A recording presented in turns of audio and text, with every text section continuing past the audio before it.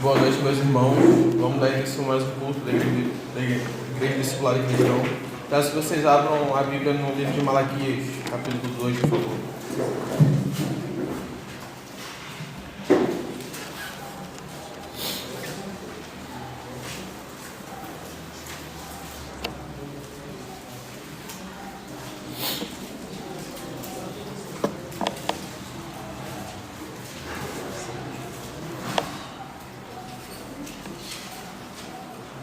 A partir do verso 1.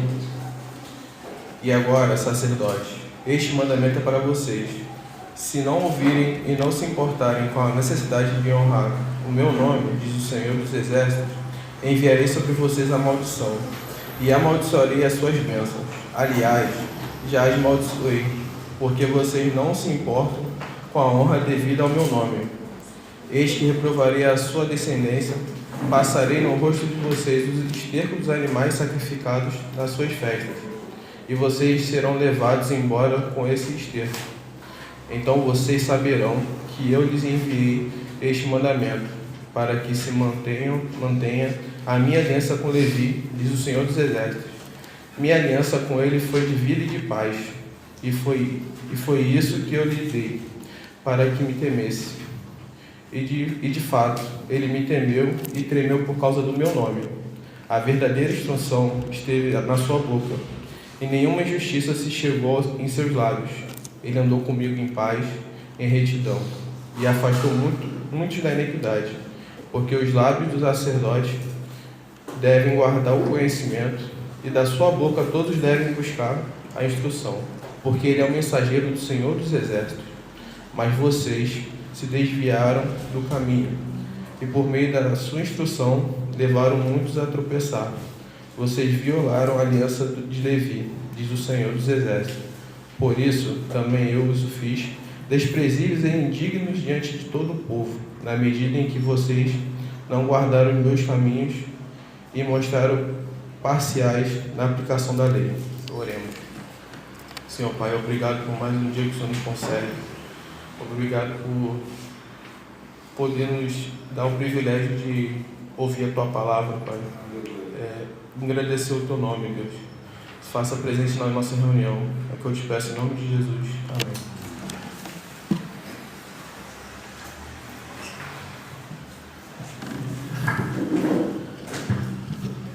Boa noite, meus irmãos. A primeira canção que vamos estar cantando essa noite fala da necessidade que temos de Jesus Cristo, pois não há mérito em nós só conseguimos nos achegar a Deus mediante Jesus Cristo, pois só há um justo, apenas um, que é Cristo. Amém?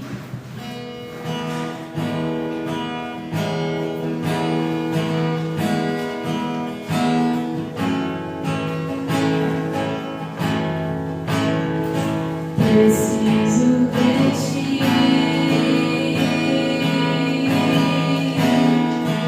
Preciso do teu perdão. Preciso de ti. Quebranta meu coração. Como a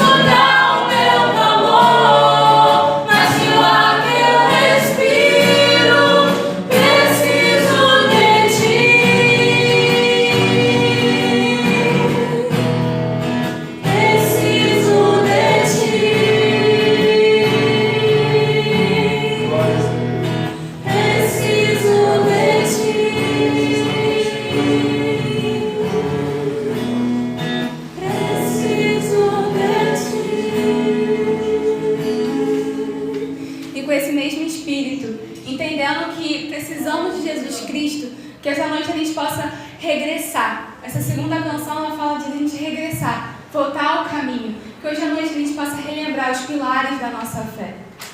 Que somente conseguimos nos achegar a Deus. Somente conseguimos estar aqui unidos como irmãos por causa de Jesus Cristo. Amém?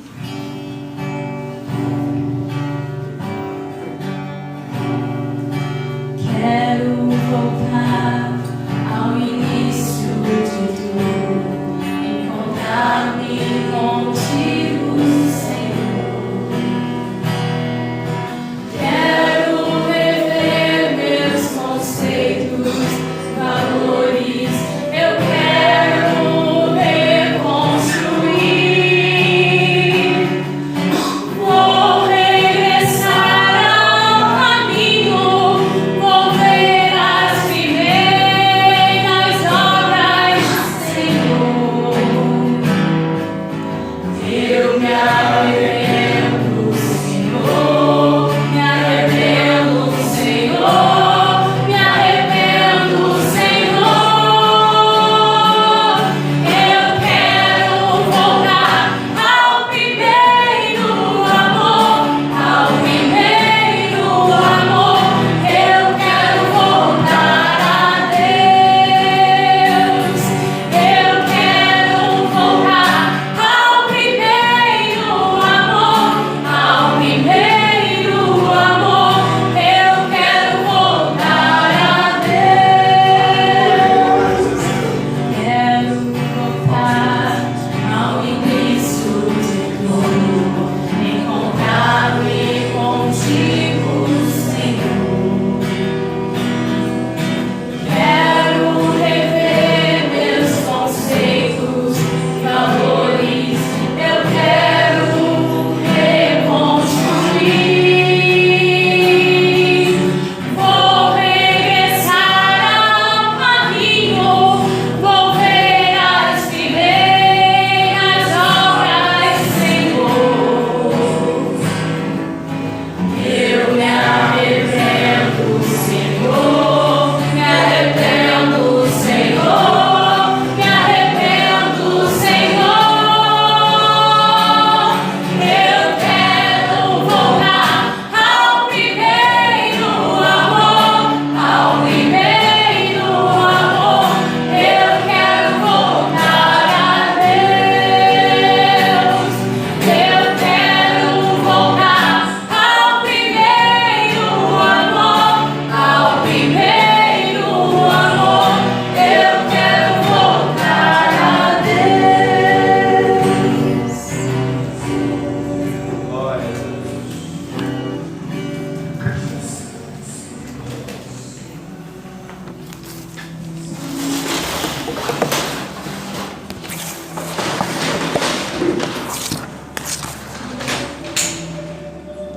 Boa noite a todos. Eu gostaria de convidá-los a abrir suas Bíblias no Evangelho de Mateus, capítulo 5. Nós faremos a leitura do verso 13 ao verso 16. O tema da nossa breve reflexão será entre as multidões e os discípulos. Onde você se encontra? Onde você pensa estar? Diz assim: vós sois o sal da terra. Ora, se o sal vier a ser insípido, como lhe restaurar o sabor? Para nada mais presta, senão para ser lançado fora e ser pisado pelos homens. Vós sois a luz do mundo. Não se pode esconder a cidade edificada sobre um monte, nem se acende uma candeia para colocá-la debaixo do alqueire, mas no velador, e alumia todos que se encontram na casa. Assim, brilhe também a vossa luz diante dos homens, para que vejam as vossas boas obras e glorifiquem a vosso Pai que está nos céus. Se você examinar o contexto, vai perceber que essa fala de Jesus é uma fala de Jesus que tem por objetivo alcançar os seus seguidores. Mas existe uma implicação inicial aqui, e a implicação é: para quais seguidores essa fala de Jesus se objeta? Existem 2 círculos de seguidores de Jesus. Você tem o círculo da multidão e você tem o círculo dos discípulos. Perceba, os 2 círculos seguem a Jesus. Os 2 círculos ouvem as instruções de Jesus e são objetos de seu ensino. Os dois círculos acompanham o ministério de Jesus. Enquanto o círculo da multidão é marcado por um discipulado à distância, é marcado por um discipulado que tem por objetivo usufruir, que tem por objetivo reter alguma coisa, o círculo dos discípulos de Jesus é marcado por uma proximidade e por um comprometimento. Enquanto as multidões estão interessadas naquilo que Jesus pode lhe oferecer, os discípulos de Jesus, a despeito disso, o seguem. E aqui eu estabeleço o meu primeiro ponto com você. Os discípulos de Jesus são marcados por uma proximidade e são marcados por um comprometimento. Todos os verdadeiros discípulos de Jesus foram convocados por uma voz extraordinária e, sendo convocados por essa voz extraordinária e irresistivelmente, responderam e deixaram seus parentes, e deixaram suas redes, e deixaram a coletoria, e deixaram suas profissões e partiram rumo a seguir a Jesus. Os discípulos de Jesus abandonaram tudo aquilo que era conforto para eles. Não que essas coisas não sejam importantes, não que a família não seja importante, não que a profissão não seja algo importante, mas eles receberam uma notícia tão extraordinária que era maior do que qualquer outra coisa de suas vidas. Eles receberam uma boa notícia, uma notícia extraordinária. E por receberem essa notícia, a única forma deles poderem agradecer por essas notícias foi dizendo: não existe nada mais importante do que isso. E eu abandono tudo aquilo que é meu conforto, tudo aquilo que eu tinha por meu para seguir a Jesus. A única forma de agradecer ao Senhor pela extraordinária notícia é através da obediência. E aqui eu estabeleço o meu segundo ponto com você. Um discípulo de Jesus é marcado pela obediência. A obediência é um chamado extraordinário. Então até aqui nós temos um discipulado que é marcado por um compromisso, que é marcado por uma proximidade e que é marcado pela obediência. O discipulado vertical, o discipulado com Deus, ele se estabelece diante do primeiro e grande mandamento, que diz: amarás o Senhor teu Deus de todo o teu coração, de todo o teu entendimento, de toda a tua alma, de todo o teu ser. E é isso justamente que vai nos levar ao desdobramento para o segundo mandamento. É isso que vai nos levar ao desdobramento para o discipulado horizontal. É a compreensão do discipulado vertical que nos remete ao discipulado horizontal.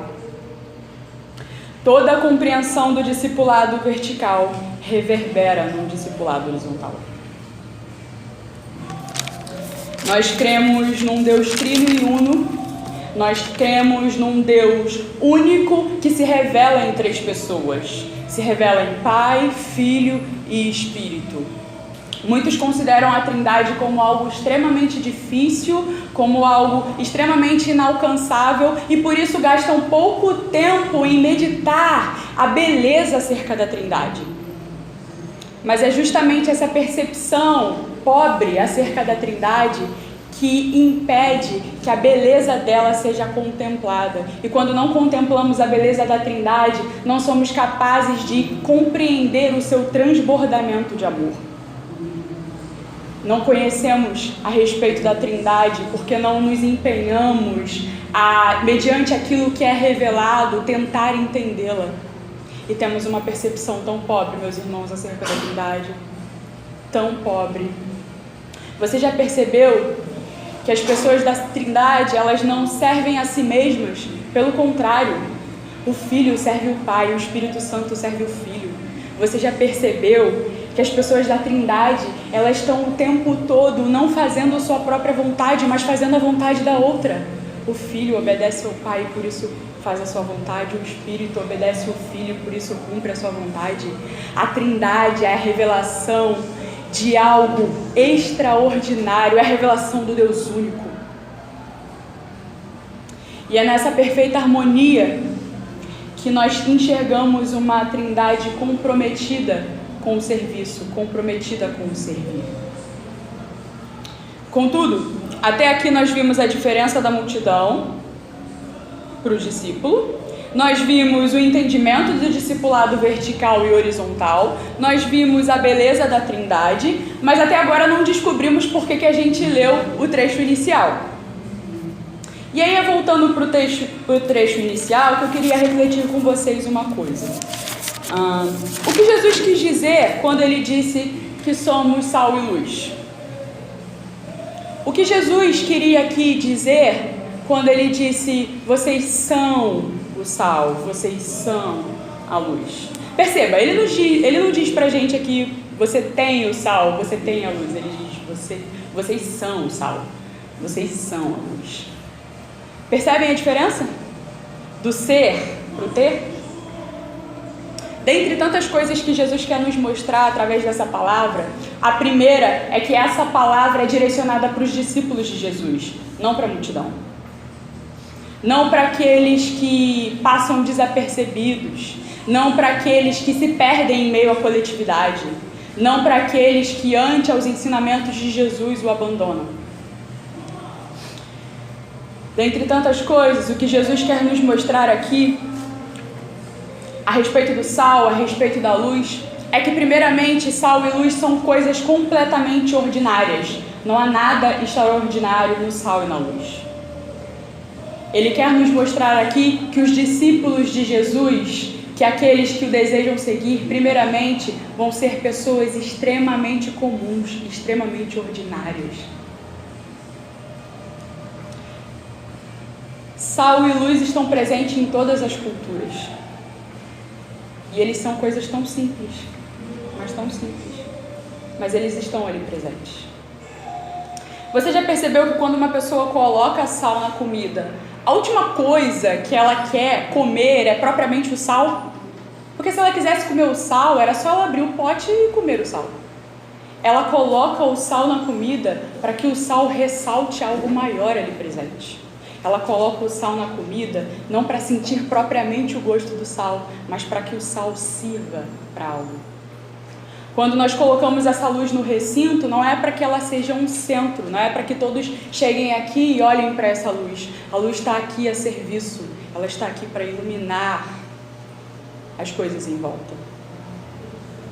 O que Jesus está querendo dizer aqui quando ele fala sobre sal e luz? O que nós enxergamos acerca da Trindade, nós enxergamos serviço. Jesus está falando de serviço. Jesus está falando que o sal, a luz, não servem a si mesmos, mas são colocados na posição de servir, de serem gastos, de serem doados, de serem gastos. Tanto o sal como a luz, eles servem para ser doados, gastos. Para o quê? Versículo 16 vai dizer: para que Deus seja louvado, para que o Pai seja glorificado pelas obras. E a conclusão que eu quero chegar aqui, meus irmãos, é como nós podemos ser discípulos do Senhor fazendo nas nossas próprias vontades. Como nós podemos dizer ser discípulos do Senhor fazendo aquilo que nos agrada.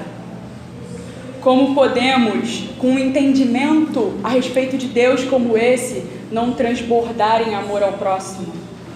É impossível que um discípulo de Jesus, que compreenda realmente um discipulado vertical, não cumprir o segundo mandamento, que diz amar o próximo, que diz transbordar de amor pelo próximo. E esse é o meu convite à reflexão essa noite. E eu queria terminar com um trecho de uma obra de Lutero, onde ele comenta o Salmo 32. E eu queria ler para vocês esse trecho. Lutero comenta o Salmo 32, e o objetivo de Lutero aqui é que ao comentar, esse comentário dele possa ressoar como a voz do próprio Deus. E diz assim o comentário: Abraão saiu de sua pátria sem saber para onde ir. Confiou em minha sabedoria e desistiu de sua própria. Encontrou o caminho certo e o destino certo. Eis o caminho da cruz. Tu não pode achar. Eu tenho que guiar-te como a um cego. Por isso nem tu, nem ser humano, nem criatura, mas eu em pessoa, te ensinarei através do meu espírito e palavra o caminho que deves trilhar. Não a obra que tu escolhes, não o sofrimento que tu imaginas, mas sim o caminho que é preparado contra a tua vontade e contra o teu entendimento. A esse segue, a esse te chamo, nele ser discípulo. Teu mestre chegou. Curve seus frontes, vamos orar. Pai, nós te louvamos aqui essa noite, porque o Senhor se revela através da tua palavra. Que o teu Espírito Santo, Pai, possa dominar as nossas mentes, que nós possamos compreender o legítimo discipulado de Jesus Cristo, Pai, que possamos segui-lo, Pai, porque entendemos e ouvimos essa voz extraordinária que tem nos chamado e não há como resistir a essa voz, Senhor.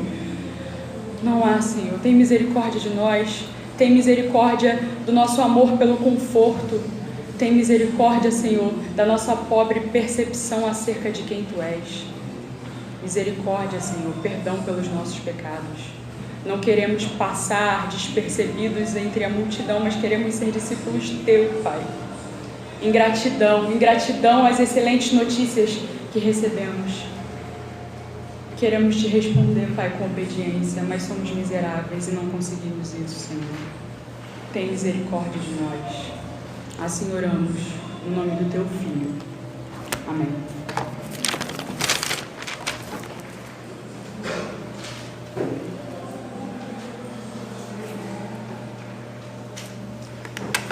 Paz, igreja, uma boa noite a todos. Louvado seja o Senhor. Que em nosso meio essa noite não seja sobre multidões, mas seja sobre discípulos, sobre aqueles que de fato estão comprometidos com o Senhor. Os convido essa noite a meditar sobre a palavra de Deus, já, claro, com tudo que o Senhor já nos falou, através dos cânticos, da leitura inicial. Aí conosco, juntos, todos juntos, em Malaquias, capítulo 2, por favor.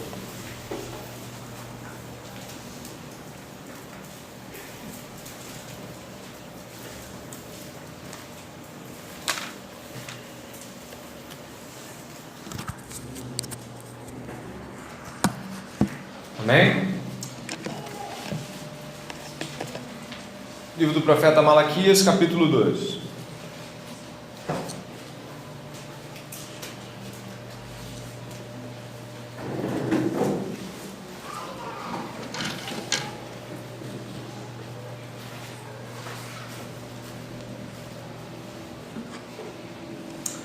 Assim diz a palavra do Senhor.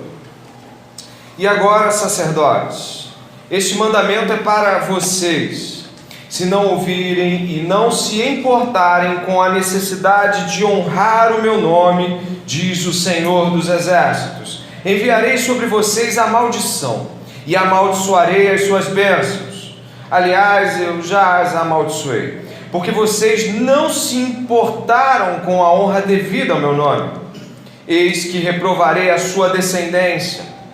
Passarei no rosto de vocês o esterco dos animais sacrificados nas suas festas, e vocês serão levados embora com este esterco. E então vocês saberão que eu lhes enviei este mandamento, para que se mantenha a minha aliança com Levi, diz o Senhor dos Exércitos. Minha aliança com ele foi de vida e de paz, e foi isso que eu lhe dei, para que me temesse. E de fato ele me temeu e tremeu por causa do meu nome. A verdadeira instrução esteve na sua boca, e nenhuma injustiça se achou em seus lábios. Ele andou comigo em paz e em retidão, e afastou muitos da iniquidade, porque os lábios do sacerdote devem guardar o conhecimento, e da sua boca todos devem buscar a instrução, porque ele é o mensageiro do Senhor dos Exércitos. Mas vocês se desviaram do caminho e por meio de sua instrução levaram muitos a tropeçar. Vocês violaram a aliança de Levi, diz o Senhor dos Exércitos. Por isso, também eu os fiz desprezíveis e indignos diante de todo o povo, na medida em que vocês não guardaram os meus caminhos e se mostraram parciais na aplicação da lei. Não temos nós todos o mesmo Pai? Não nos criou o mesmo Deus? Por que, então, seremos desleais uns para com os outros, profanando a aliança de nossos pais? Judá tem sido infiel, e a abominação foi cometida em Israel e em Jerusalém, porque Judá profanou o santuário do Senhor, o qual ele ama, e se casou com a adoradora de Deus estranho. O Senhor eliminará das tendas de Jacó aquele que fizer isso, seja ele quem for, mesmo que apresente ofertas ao Senhor dos Exércitos. A outra coisa que vocês fazem: cobrem de lágrimas o altar do Senhor, com choro e gemidos, porque ele já não olha para a oferta, nem a aceita com prazer. E vocês perguntam: por quê?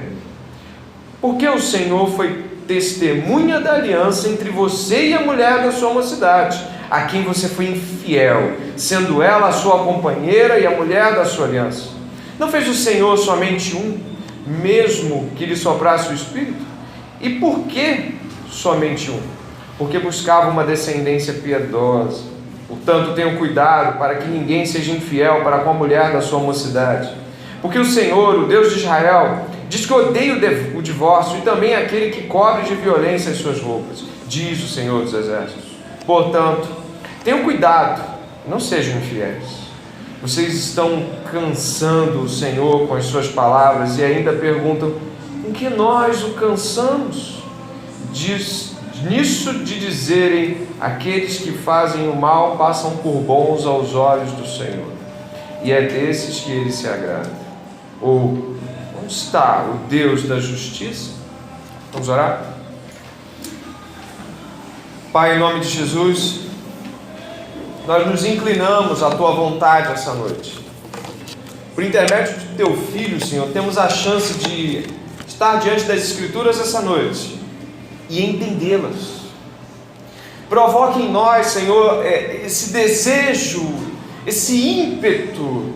Inclina-nos a isto, de entender a palavra de Deus, de nos esforçar de todo o coração, não somente para prestar atenção no culto e dar esse culto como sacrifício vivo diante do Senhor, mas também, Senhor, abre o nosso coração, descortina, Pai, as nossas iniquidades, nos faz arrepender-se dos maus caminhos.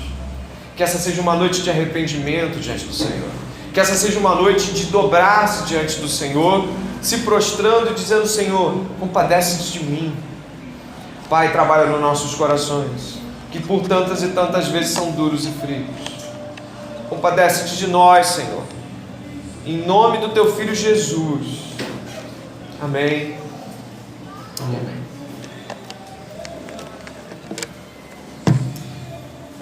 Paz de Cristo, uma boa noite. Nós estivemos semana passada, iniciando o livro de Malaquias. Tivemos uma oportunidade de estar no capítulo 1. E aqueles que estiveram aqui puderam ouvir, puderam compreender as realidades do capítulo 1 e foram abençoados por elas. Nós entendemos que Malaquias era um profeta da parte do Senhor. Era um profeta de um tempo onde o povo já havia saído de uma prisão, de um cativeiro, de um exílio. O povo havia passado 70 anos no cativeiro babilônico e agora esse povo estava novamente em sua terra natal.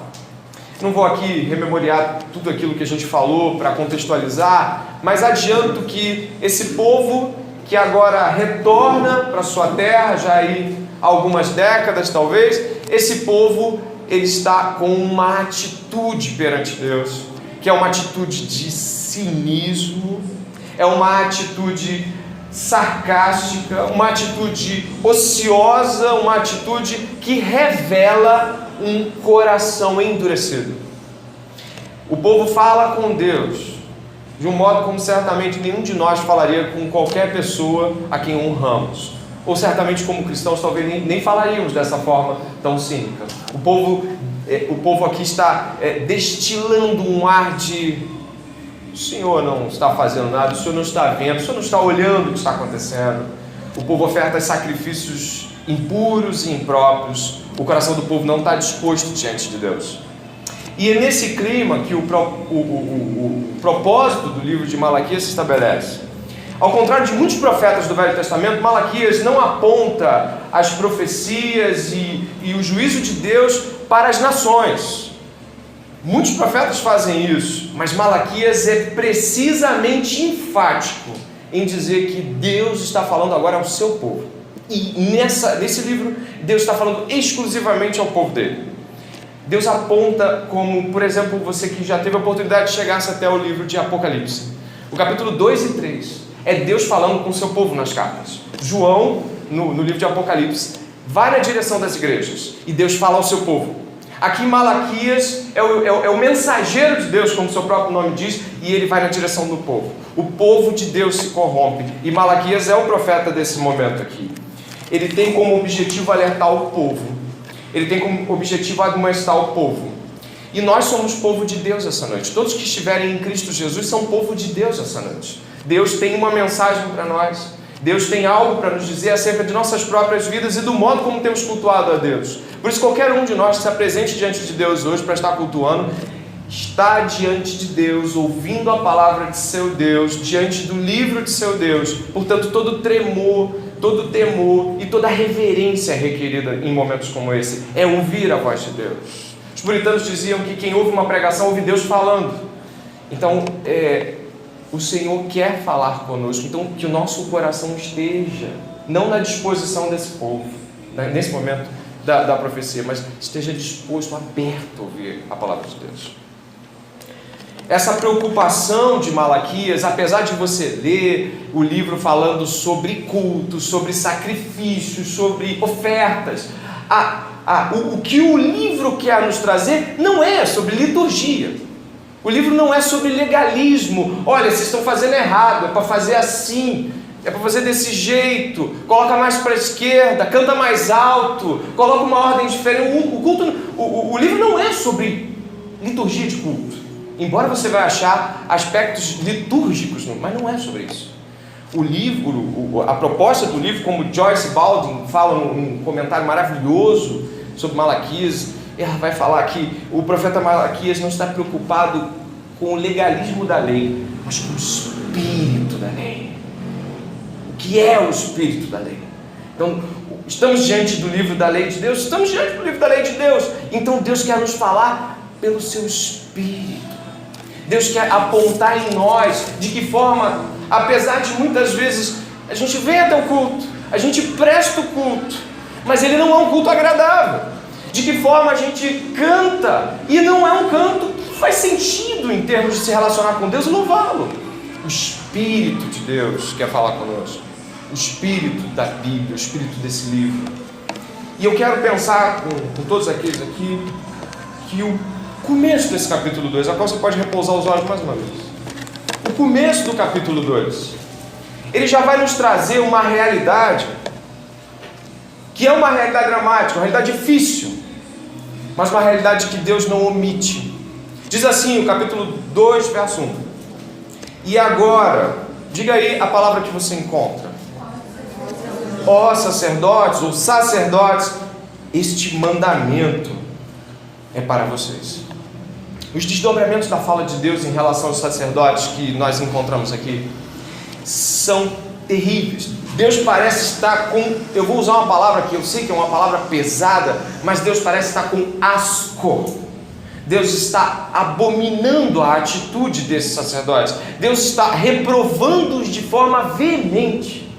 Esses sacerdotes, eles estão insultando a Deus com seu serviço, ao invés de servi-lo e se identificar com Deus. Esse insulto, e aí eu faço questão de lembrar que o tamanho do insulto se mede pelo tamanho da honra ofertada por Deus. Por que Deus se sente tão insultado por esses sacerdotes? O que esses homens fizeram que pode hoje servir de alerta para a igreja de Cristo? De De que forma esses homens insultaram a Deus? Talvez eu me pergunte, antes mesmo da gente descobrir isso, mas eu me pergunto a mim como pregador e a você que está nesse culto, prestando culto a Deus, de que forma, ou se eu tenho insultado a Deus com o modo como me relaciono com Ele? E aí eu te convido, antes de adentrarmos para tantas coisas, qual o propósito do sacerdócio? Eu queria que você pudesse me acompanhar num livro bíblico chamado Números. Pudesse ir até ele no capítulo 18, por favor. O capítulo 18. Fique bem atento à pregação, porque ela vai ter contornos onde você vai precisar de uma atenção especial. No livro de Números, capítulo 18, o sacerdócio é estabelecido ou declarado de tal forma que fica perceptível o que Deus espera do sacerdócio. O capítulo 18 de Números, verso 1, diz assim: o Senhor disse a Arão: você, os seus filhos e a casa de seu pai levarão sobre si a iniquidade com relação ao santuário. Você e os seus filhos levarão sobre si a iniquidade com relação ao sacerdócio. Traga também os seus irmãos, a tribo de Levi, a tribo de seu pai, para que se ajuntem a você e o sirvam, quando você e os seus filhos estiverem diante da tenda do testemunho. E agora eu peço que você me acompanhe também no verso 7, que desenvolve ainda mais as percepções sobre o sacerdócio. Verso 7. Mas você e os seus filhos atenderão ao seu sacerdócio em tudo que diz respeito ao altar, e ao que estiver para dentro do véu, este é serviço de vocês. Eu lhes dou, preste atenção, o seu ofício sacerdotal como dádiva. Porém o estranho que se aproximar será morto. É perceptível então que esse sacerdócio, no primeiro ponto, ele é uma escolha de Deus para a tribo de Levi. Ele é uma escolha dentre os já escolhidos. Preste atenção, Deus separa um povo para si. As 12 tribos de Jacó constituem o Israel de Deus. Deus já separa aquele povo diante de outros povos. E agora Deus separa uma parte do povo para estar bem próximo dele, bem colado com ele. Deus, ele fala o seguinte: sabe, eu estou lhe dando um grande presente. Você será sacerdote diante de mim. Olha que coisa preciosa. Deus coloca o adjetivo para o sacerdócio, e o adjetivo que Deus quer dar ali, você leu comigo no verso 7, é dádiva, presente. Eu vou lhe dar um presente, tribo de Levi, algo maravilhoso, um privilégio, uma dádiva. Vocês serão sacerdotes. Mas isso não para. Você pode ir comigo ainda nesse Números 18, no verso 11, por gentileza. O verso 11 vai ampliar essa dádiva. Ele vai dizer assim no verso 11 desse capítulo 18: também isto será seu, a oferta das dádivas que eles trouxerem o povo, com todas as ofertas movidas dos filhos de Israel, as quais dou a você, aos seus filhos e às suas filhas, por direito perpétuo. Todos os da sua casa que estiverem puros poderão comer dessas coisas. Olha o verso 12: todo o melhor do azeite, do vinho, dos cereais, as primícias que eles derem ao Senhor, eu dei a você. Os primeiros frutos de tudo que houver na terra, que eles trouxerem ao Senhor, serão de você. Todos os da sua casa que estiverem puros poderão comer dessas coisas. Tudo que em Israel tiver sido consagrado por completo a Deus será seu. Olha que maravilha! Se Deus já havia dito que o privilégio deles assistirem a Deus de perto já era uma dádiva, Deus continua: e eu sustentarei vocês. Tudo que o povo vier a trazer e ofertar aqui é para vocês. A minha graça vai sustentar vocês. Além da minha presença gloriosa, vocês também serão privilegiados com a minha sustentação gloriosa. Vocês serão abençoados e sustentados por mim. Deus, num primeiro momento, lhe daria a eles, ou seja, Deus de si mesmo. Então Deus de si mesmo os sustentaria, Deus de si mesmo os manteria. Em Números 18, 20, ainda aí onde estamos. O Senhor disse também a Arão, 18, 20: na terra deles, você não terá nenhuma herança, e no meio deles você não terá nenhuma porção, nenhuma terra. Olha que lindo esse pedaço. Eu sou a porção e a sua herança no meio dos filhos. Deus é a herança dos sacerdotes. Isso não é profundo? Pense comigo.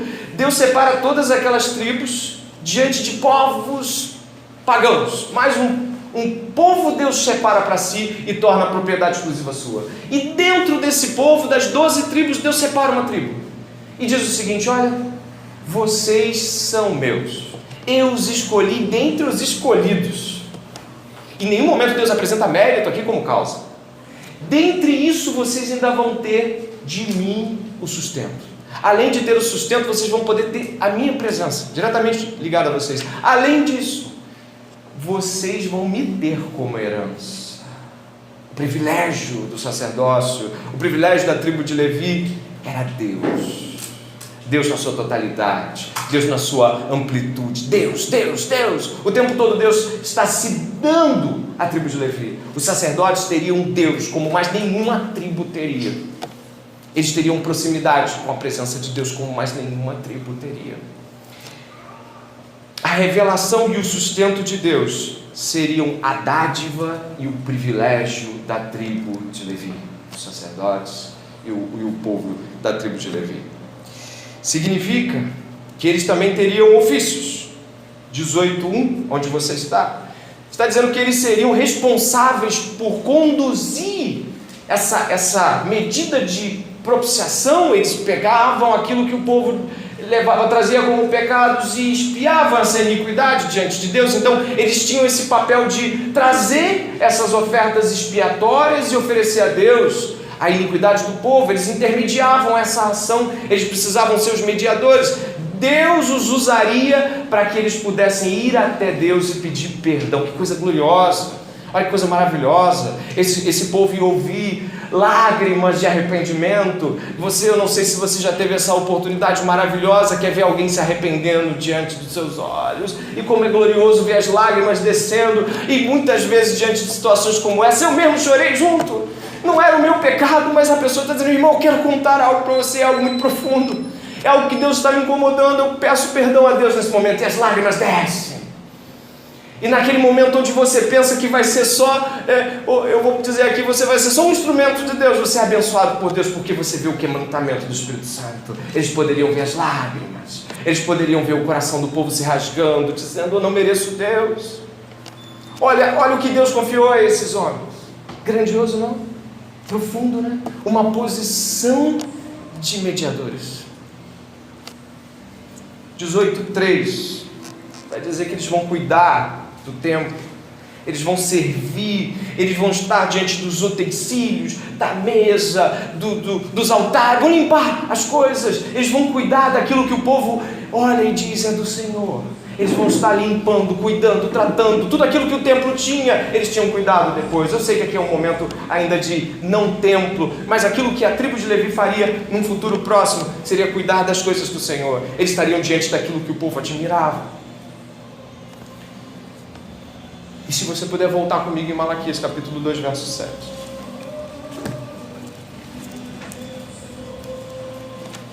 Malaquias capítulo 2, verso 7.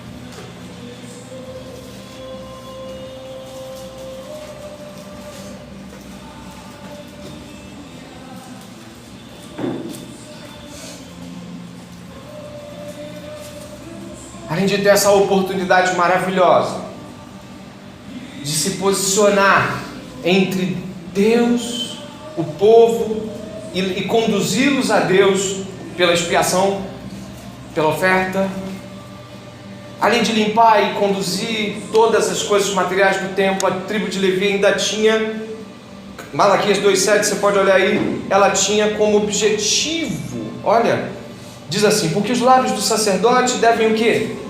Guardar o conhecimento, e da sua boca todos devem buscar instrução, porque ele é mensageiro do Senhor dos Exércitos. O sacerdote ensinava, o sacerdote instruía, o sacerdote conduzia o entendimento. era a função sacerdotal, função daquela tribo especial, escolhida de Deus, era a função deles conduzir as pessoas a um pensamento correto acerca de Deus, a um pensamento justo acerca de Deus. Olha que coisa maravilhosa!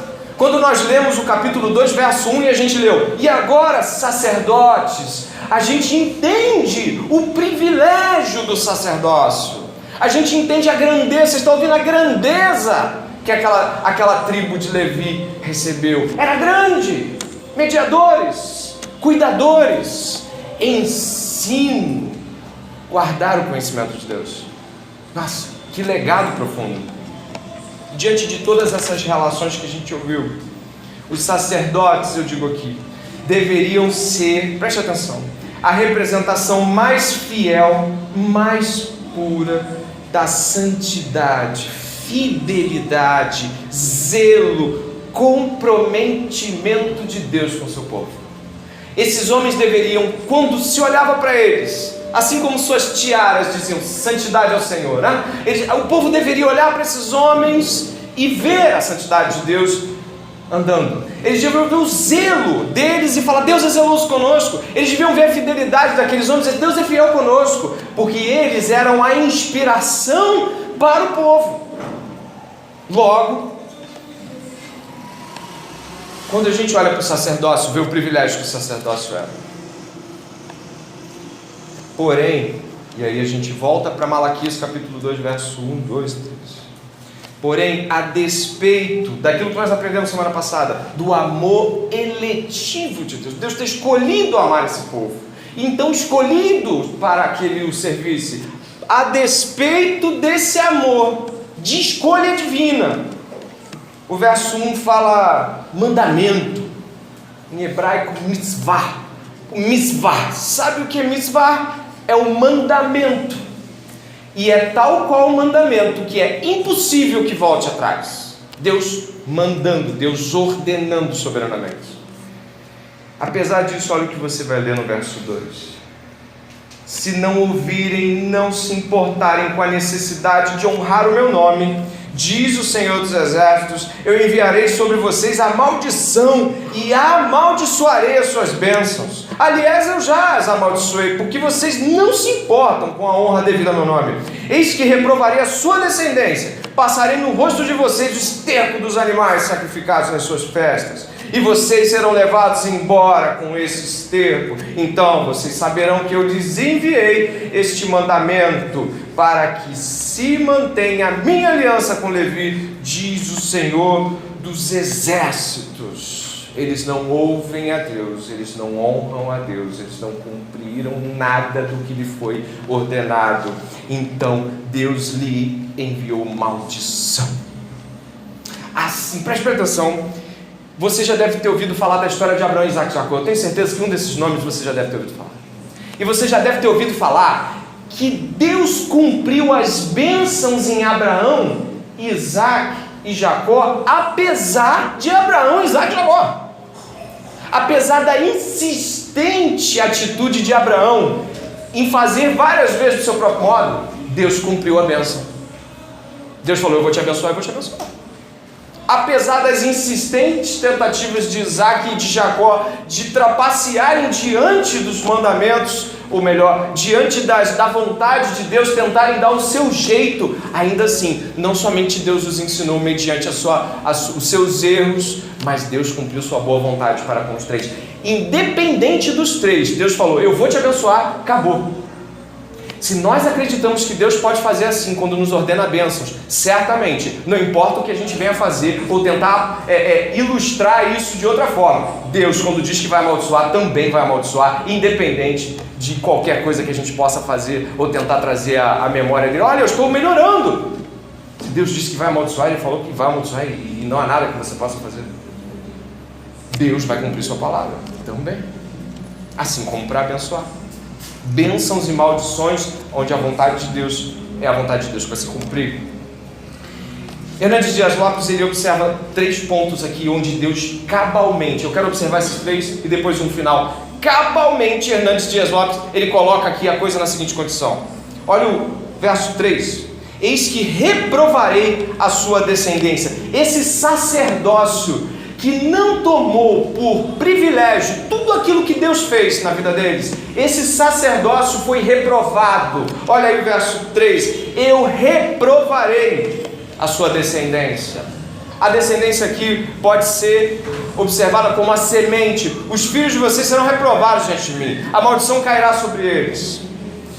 Segunda parte do verso 3: passarei no rosto de vocês o esterco dos animais. Sabe o que significa isso?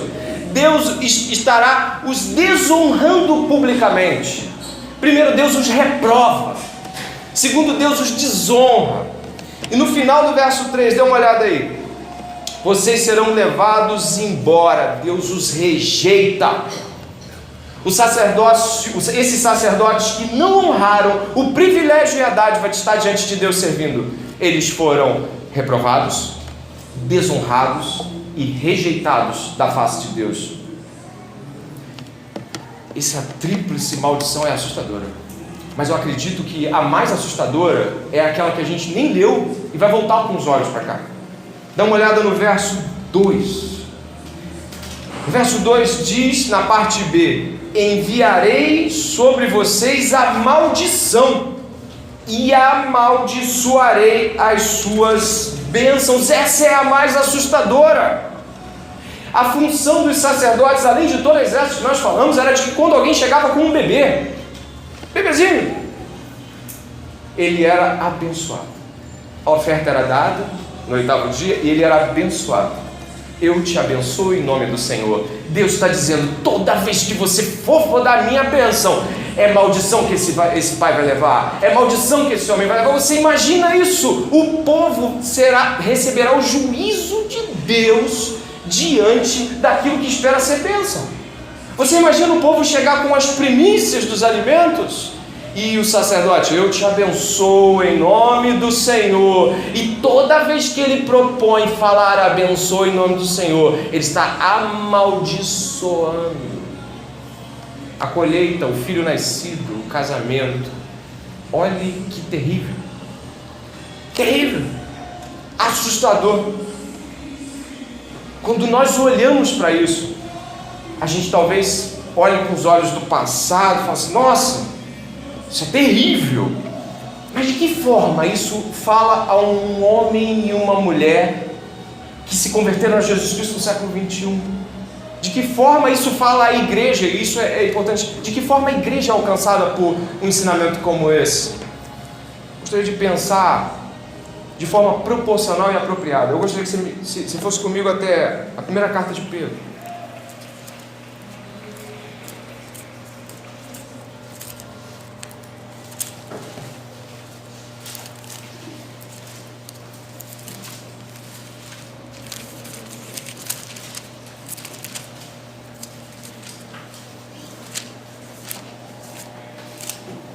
Primeira carta de Pedro, capítulo 2.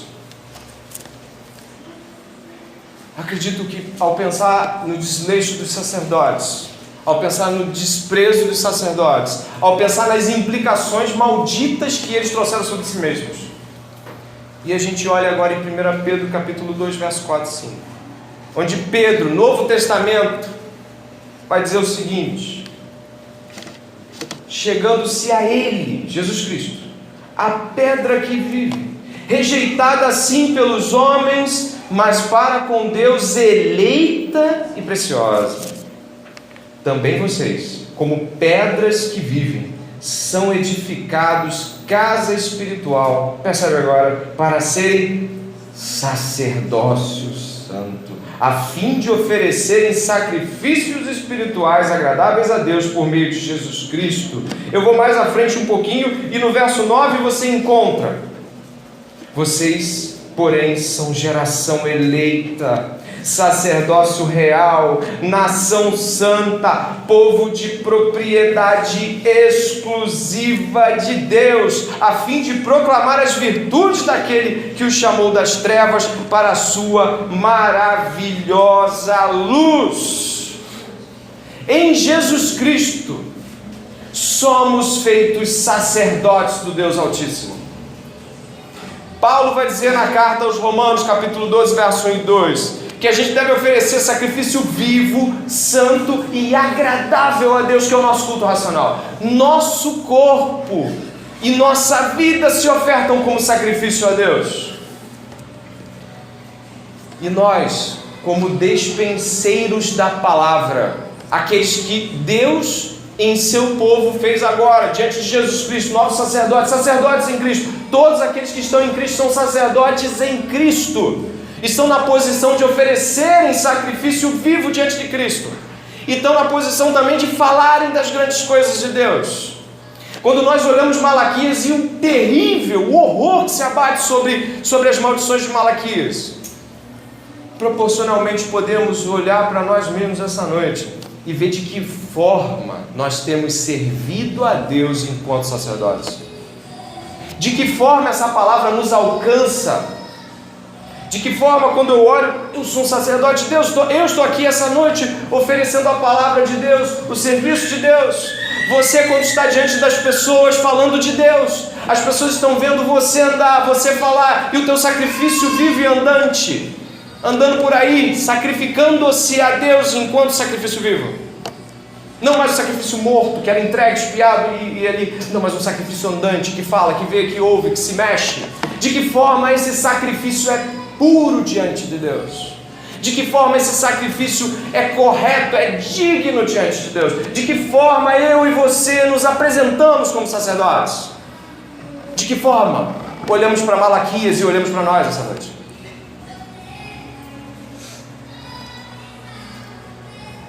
Eu tenho muita dificuldade, sinceramente, de depois de ouvir coisas acerca de como eu sou pecador e de como eu estou aquém, eu tenho muita dificuldade de não refletir profundamente sobre como tenho andado com Deus, de chegar e ouvir que Deus espera de mim uma posição sacerdotal em Cristo Jesus, uma posição daquele que dispensa a palavra, que oferta a palavra, mas dá a si mesmo como sacrifício. Eu penso em mim e eu peço que você pense em ti essa noite. Por favor, pense. Eu apelo para a sua consciência, de todo o coração eu apelo para a sua consciência. De que modo tu tens sido um sacerdote? Se você já tem Jesus Cristo como Senhor e Salvador, de fato nasceu de novo. De que forma o teu sacrifício é agradável, é oferta pacífica diante de Deus?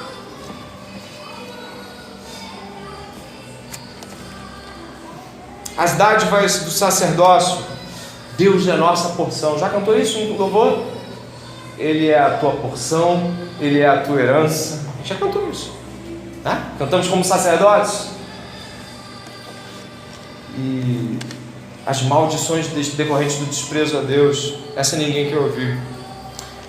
O pregador batista Charles Haddon Spurgeon, ele falou uma vez assim: o maior instrumento de Satanás dentro de uma igreja é um ministro infiel. Alguém que infielmente está diante da igreja. D.L. Moody vai falar: esse é pior que o herege, porque está profetizando coisas e amaldiçoando pessoas. A gente vê isso na televisão todo o tempo. A gente vê essas coisas acontecendo, mas nunca se coloca também na posição de sacerdote enquanto aquele que oferta sacrifícios e palavras a outros. Somos sacerdotes de Deus em Cristo. Isso nos traz enormes implicações sobre a vida de nós, filhos de Deus. Voltando para Malaquias, eu peço que você possa ir para uma segunda parte dessa mensagem.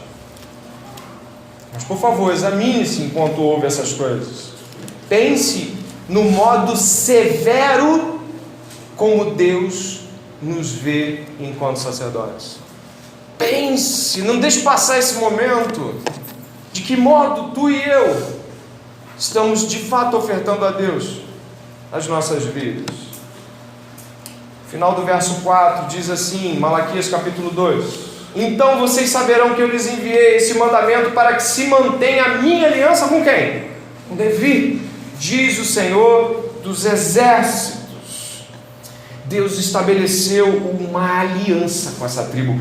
se não bastássemos pensar de que Deus escolheu os da tribo de Levi, os separou diante de todos os seus irmãos, Deus ainda confirma isso em algo que é comum a Deus, é comum à Trindade: aliança. Deus faz uma aliança com a tribo de Levi. Depois, se você quiser ler, essa aliança é marcada em Números 25, quando Finéias, filho de Eleazar, pega uma midianita, uma mulher estrangeira, se deitando com o chefe da tribo de Simeão. Aquilo foi um escárnio. Todas as pessoas viram aquilo publicamente, aquela midianita passando por todas as tendas e entrando e se deitando e coabitando com aquele chefe de uma tribo tão importante quanto a tribo de Simeão. Sabe o que aconteceu? Finéias se encheu de furor e foi até lá e cravou uma lança que atravessou a mulher e o cara. Naquele momento, Deus diz para Moisés: olha, o zelo dele. A gente acha brutal essas coisas porque sempre temos em mente que o nosso pecado não é brutal contra Deus. Todas as vezes que eu vejo pessoas acharem que Deus é muito severo no Velho Testamento, eu fico pensando o quão nosso pecado nos cega e de que modo e de tão severo é as nossas afrontas pessoais e tudo que já fizemos diante de Deus. Eu fico a pensar que muito da nossa incapacidade de dizer que Deus é bom se deve ao fato de que estamos mais dispostos a julgar Deus do que de fato dizer obrigado porque o Senhor me salvou. Finéias então é um marco para a aliança levítica. Deus fala: esse zelo dele, para que meu nome não seja difamado diante de todas as pessoas, esse zelo marca essa casa. Onde chegamos? Do verso 5 até o verso 9, a aliança de Levi é evocada. Preste atenção, nós tínhamos nos feito perceber de que Deus separa, escolhe, e depois que ele separa, escolhe, ele faz o quê? Aliança.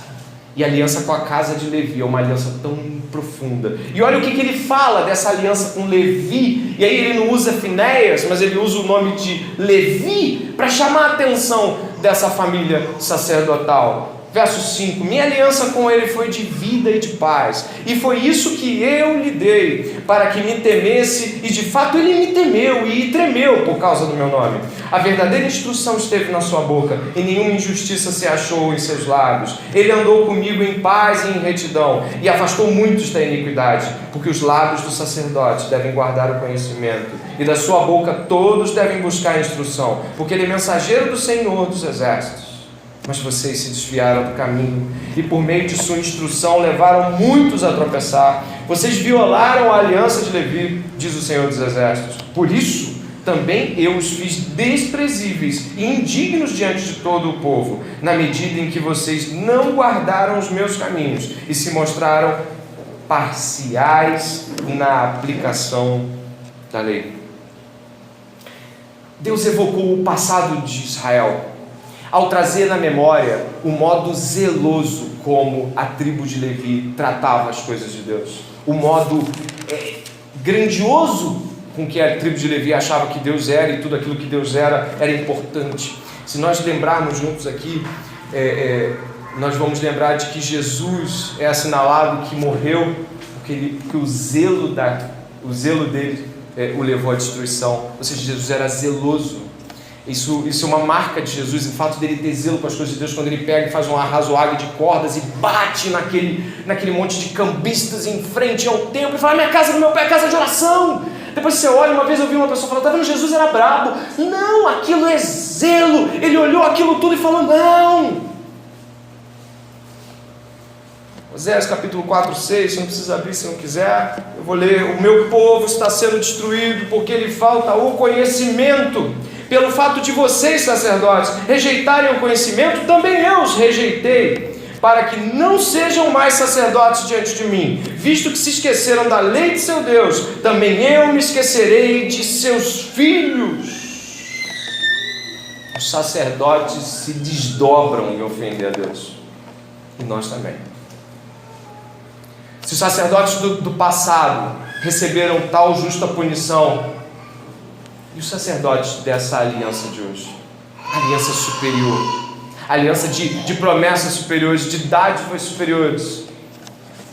E aí sabe qual foi o desdobramento? Você vai ver aí. O desdobramento do verso 10 ao verso 12 é de que os casamentos mistos se proliferam. Olha que coisa terrível.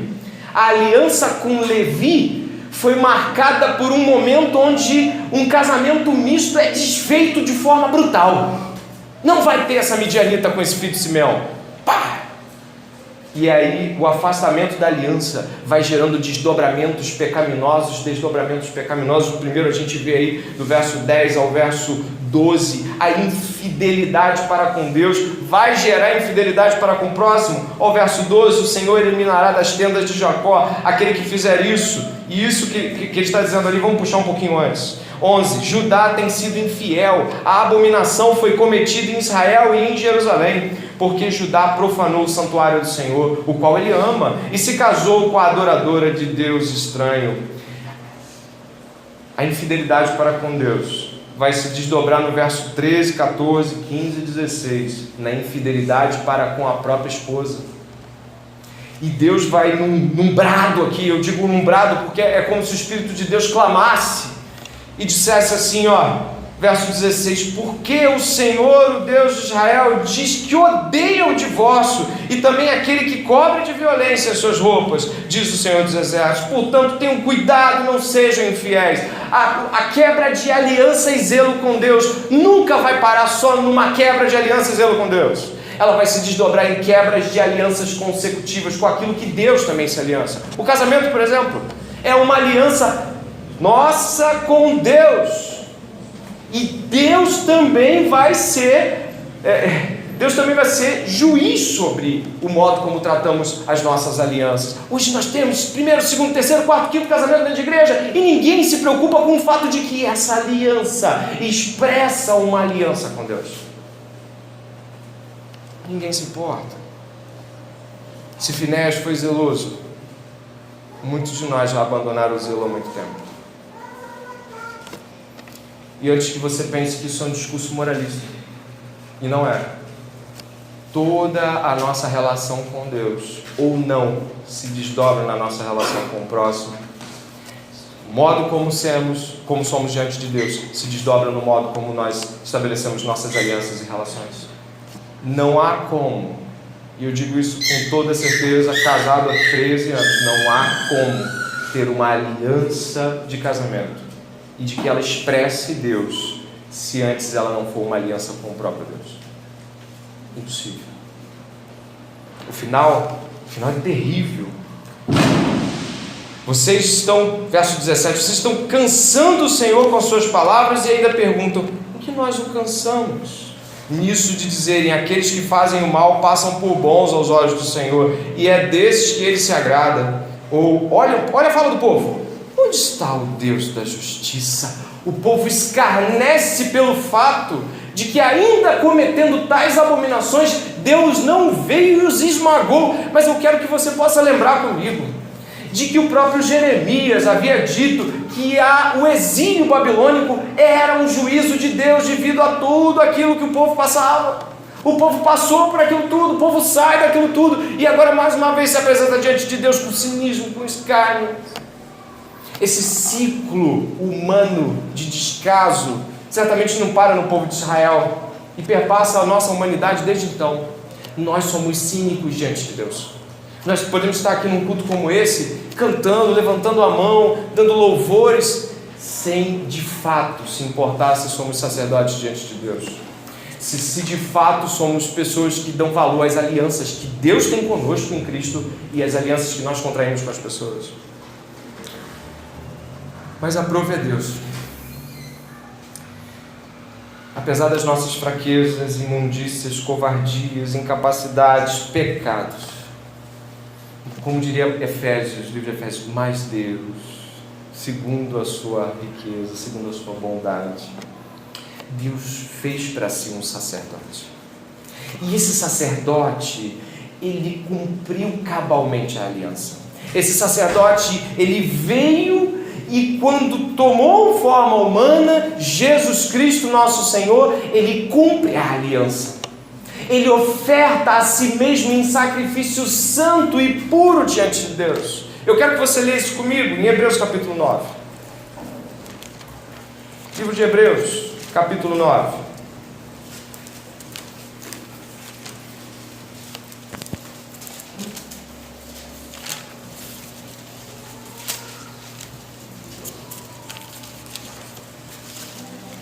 Verso 11 a 14. Hebreus capítulo 9, do verso 11 a 14. Diz assim a palavra do Senhor: quando, porém, Cristo veio como sumo sacerdote dos bens já realizados, mediante o maior e mais perfeito tabernáculo, não feito por mãos humanas, quer dizer, não dessa criação, e não pelo sangue de bodes e de bezerros, mas pelo seu próprio sangue, ele entrou no santuário, uma vez por todas, e obteve uma eterna redenção. Portanto, se o sangue de bodes e de touros e a cinza de uma novilha aspergidos sobre os contaminados os santificavam quanto à purificação da carne, muito mais o sangue de Cristo, que pelo Espírito eterno a si mesmo ofereceu sem mácula a Deus, purificará a nossa consciência de obras mortas, para servirmos ao Deus vivo. Deus mesmo entrou na história e no seu Filho foi até o santuário, ofereceu a si mesmo como resgate de nós. Lá diante de Deus, seu Deus e Pai, se viu nele os nossos pecados, o seu, o meu, o seu, estavam nele. E ele se apresentou, o Pai recebe a oferta, mas o esmaga pelo pecado. Porque você leu em Números de que o estranho não entraria. Os pecados de todos nós, esses estranhos, estavam em Jesus, e ele foi morto pelas nossas iniquidades. E como sumo sacerdote de bens futuros, foi até seu Deus e Pai, e ressuscitou, não como os bodes e touros que eram ofertados. Eles nunca voltavam, o povo nunca de fato foi perdoado, mas a ira de Deus era aplacada por um momento. Mas o Senhor Jesus Cristo, ele vai como sacrifício vivo, santo e agradável a Deus. Ele se apresenta diante de seu Deus e Pai. O Pai recebe essa oferta, o Pai o esmaga pelos nossos pecados. Nós éramos o estranho nele, o sujo, o imundo, e ele ressuscita e traz a nós a chance, presta atenção, de nele, por ele, para ele, sermos sacerdotes de seu Deus e Pai. Cada um aqui, salvo por Jesus Cristo, é hoje um sacerdote do sumo sacerdote. Nós estamos aqui nesse mundo e nesse tempo, ministrando os bens futuros aos homens e proclamando a justiça de Deus. E em nome de Jesus eu clamo pela tua e pela minha vida essa noite, que a gente possa rever o modo displicente, o modo tolo e escarnecedor, como muitas vezes oferecemos nossa vida, muito mais preocupados com tudo do que com ser aqueles separados como os sacerdotes foram. E eu lhes digo, qual era a porção dele? Qual era a porção deles? O Senhor. Qual é a tua porção? O Senhor. Porque estamos preocupados com tudo menos com ser aqueles que vão tomar o Senhor pelo café da manhã, à tarde, à noite, amanhã, daqui a um ano. As nossas ansiedades têm muito mais a ver com o fato de que achamos que nos sustentamos do que com o fato de que os sacerdotes do Senhor são sustentados por Ele. Essa noite eu clamo, em nome de Jesus, para que tu ouça, e o meu coração também se aproprie das riquezas que o Senhor nos dispensa essa noite. Nós estamos em falta para com Deus, e estamos em falta por dois motivos, que eu assinalo para terminar. O primeiro é, não somos os sacerdotes que deveríamos ser, e toleramos aqueles que jamais deveriam estar ministrando a palavra do Senhor. Nós como igreja temos falhado porque nós vemos o erro, mas não como Finéias, muitas vezes nós nos omitimos. É preferível para muitos de nós dizer para uma pessoa que está em um contexto religioso totalmente equivocado, dizer para a pessoa assim, mas Deus fará a sua obra. Meu querido, se a palavra de Deus não é ministrada, Deus não vai fazer a obra. Não vai. E essa pessoa está sendo amaldiçoada com falso evangelho. Ela não vai se converter. Nós estamos tolerando o que Finéias não tolerou. Nós estamos ofertando o que Jesus jamais ofertou. Ele foi puro em todos os seus caminhos e espera que nós sejamos como Ele, ser santo, porque o nosso Pai é santo e o nosso Senhor é santo. Antes de orar, clama ao teu coração. De que forma tu tens sido sacerdote? E se tu não tens Jesus e ouviu todas essas coisas, assuma é que sem Jesus Cristo ninguém chega a Deus. E o sacerdócio dele é nos levar a Deus. Então, se tu não tem Jesus, tu não tem Deus. Se tu não é com Jesus, tu não é com Deus. Essa é uma noite de conserto. Quer seja para sacerdotes envergonhados, tolerantes com aquilo que não é evangelho, tolerantes com aquilo que é impuro, ou quer seja com aquele que ainda não tem Jesus Cristo. Que a gente possa orar nesse momento, quer seja por qualquer uma dessas situações. Pai, em nome de Jesus, nós nos colocamos diante de Ti, certos, ó Deus, de que o Senhor falou aos nossos corações essa noite. Tem misericórdia de nós, quer seja pela omissão quanto à pregação do falso evangelho, quer seja, Senhor, pela omissão pessoal, quanto à oferta pessoal, quanto à dedicação pessoal, quanto a não se ver despenseiro de uma nova aliança em Jesus Cristo. Tem misericórdia de nós, Senhor, porque nós estamos mais dispostos a ofertar o que dá para ofertar do que a si mesmo totalmente, como Jesus se ofertou. Tem misericórdia de nós essa noite, porque confiamos de que num futuro próximo vamos estar mais próximos de Deus, e isso é medíocre. O Senhor nos chama para hoje, o tempo que se chama hoje. Então, Pai, em nome de Jesus, purifica o nosso sacerdócio em Jesus Cristo essa noite. Estabelece, Senhor, em nossos corações o desejo de Te servir com toda a propriedade que o Senhor merece servir. E converte o coração do incauto, do tolo, do sem Deus, daquele que vive ainda como inimigo, como inimiga de Deus. Talvez haja pessoas aqui que acham que Deus é uma parte de suas vidas, e se essa pessoa acha isso é porque ela ainda não tem o Senhor. O Senhor é a única herança. O Senhor é a única porção que alguém pode ter nessa terra. Aviva em nós o Teu Espírito e ajuda-nos, Senhor, a perceber a grandiosidade da aliança e do sacerdócio que Jesus Cristo nos proporcionou. Louvamos o Teu nome, no nome de Jesus. Amém.